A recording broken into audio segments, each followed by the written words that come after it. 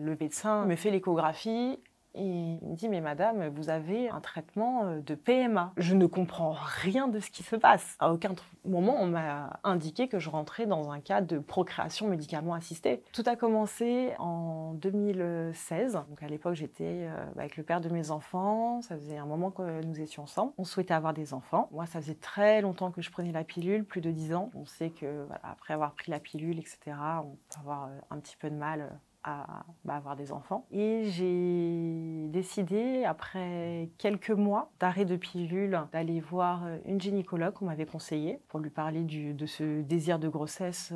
Elle m'a pris en consultation et sans aucun bilan sanguin et sans même la présence de mon ex-compagnon, m'a directement donné un traitement. Donc j'ai commencé ce traitement, 1 mois, ça n'a pas fonctionné, 2 mois, ça n'a pas fonctionné, 3 mois, ça n'a pas fonctionné, et elle m'a augmenté la dose. C'était des consultations très très rapides à chaque fois, hein, même pas 5 minutes. Hein. De base, moi, la seule chose qu'elle m'a dit à ce moment-là, c'était on va stimuler vos ovaires qui sont fatigués. J'avais uniquement ça en information. Donc moi, je me pose pas de questions puisque je lui fais confiance. Je vais dans un centre d'imagerie pour faire une échographie et le monsieur me demande pour quand est l'insémination. Donc je suis un petit peu étonnée, je comprends pas trop. Il me dit ça serait bien que vous appeliez votre gynécologue parce que je pense qu'il y a un petit souci. Je me suis retrouvée, au lieu d'avoir 2-3 follicules par ovaire, je me suis retrouvée avec 40 follicules par ovaire. J'avais des ovaires qui étaient énormes. Je commence à avoir mon ventre qui gonflait avec des douleurs. Donc j'appelle ma gynécologue en urgence, en catastrophe.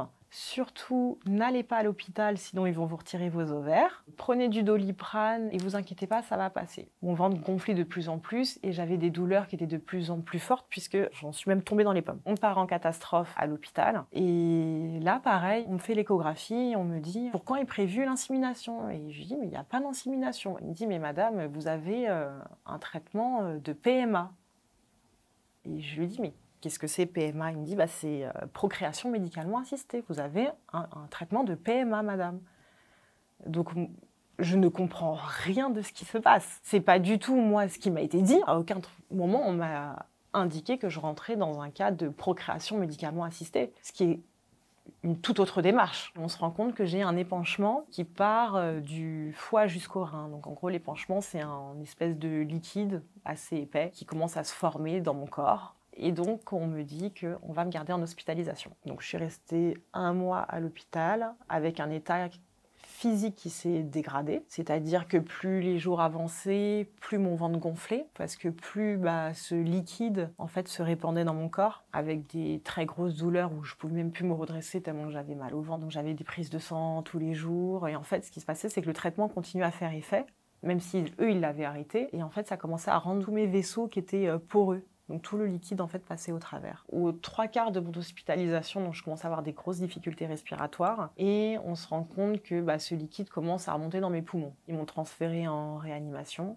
pendant 3 jours. Si j'avais vraiment attendu d'aller à l'hôpital ou si j'y avais pas été comme la gynécologue me l'avait demandé, très clairement oui, j'aurais pu y passer, ça aurait pu très très mal se finir. Niveau psychologique, ça a été hyper difficile parce qu'il faut savoir que du coup, ça a créé beaucoup de tensions avec le père de mes enfants qui était allé se renseigner justement sur ce terme PMA. Ça disait par exemple qu'il devait être présent pour cette démarche et il a pensé que j'avais fait quelque chose dans son dos. Pendant toute mon hospitalisation, alors oui, il est venu me voir presque tous les jours, mais c'était aucun soutien moral. Pas de bisous, pas de gestes d'affection. Enfin, c'était voilà, je suis là pour être là, mais il n'y a pas plus. Donc ça a été hyper difficile. Il m'a dit je ne veux plus d'enfants avec toi. C'est compliqué d'entendre ça quand ça fait 1 mois qu'on est à l'hôpital, que on est en réa, on a quand même failli y passer. Sur mon dernier jour de réa, comme j'allais mieux, qu'on m'a sorti, on m'a fait une échographie et la sage-femme a commencé à faire l'échographie et j'ai vu qu'elle avait une tête un petit peu étrange. Donc je lui demande qu'est-ce qui se passe et là elle me regarde et elle me dit vous avez 4 poches. Donc je ne comprends pas ce que ça veut dire. Je lui demande mais 4 poches, qu'est-ce que ça veut dire quoi 4 poches? Elle me dit vous avez 4 futurs embryons, 4 futurs bébés. C'était un choc d'apprendre que j'étais enceinte avec tout ce que j'avais passé pendant tout ce mois d'hospitalisation. Et j'avais toujours en tête cette phrase de mon ex-compagnon qui me disait « Je ne veux plus d'enfants avec toi ». Pour lui annoncer que je suis enceinte, je décide de lui écrire une lettre. Et quand il rentre le soir, je lui donne, il la lit. Il réagit pas très bien puisqu'il me dit qu'il ne veut plus d'enfant avec moi, que potentiellement ce que j'ai subi, ça pourrait avoir un impact sur les futurs enfants. Je lui demande s'il souhaite que j'avorte, et il me dit je ne veux plus d'enfants avec toi, mais par contre, c'est pas moi qui te demande d'avorter.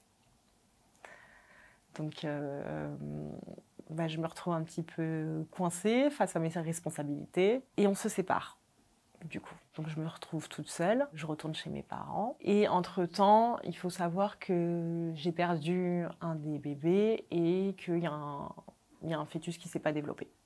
Donc, il m'en restait 2.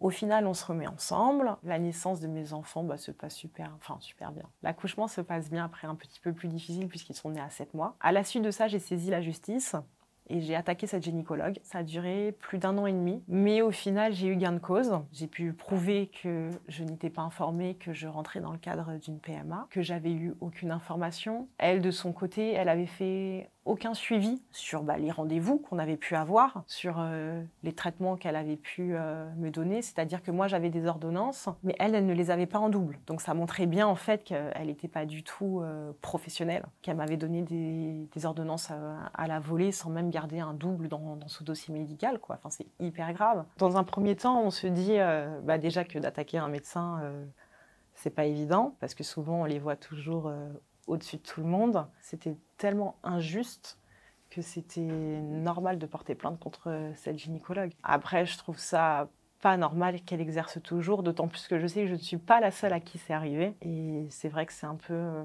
incompréhensible, mais on peut rien faire. Forcément, je vérifie 2 à 3 fois quand j'ai un diagnostic. Je fais plus confiance comme je faisais confiance avant au médecin. Je suis beaucoup plus vigilante. Si j'ai un conseil à donner à des personnes qui se retrouvent dans un abus médical, ça serait dans un premier temps de ne pas avoir peur d'aller voir un autre médecin pour avoir un autre avis, de ne pas avoir peur d'en parler, et surtout que s'ils ont vraiment été victimes d'abus médical, d'engager une procédure pour que la personne qui a abusé d'eux soit punie.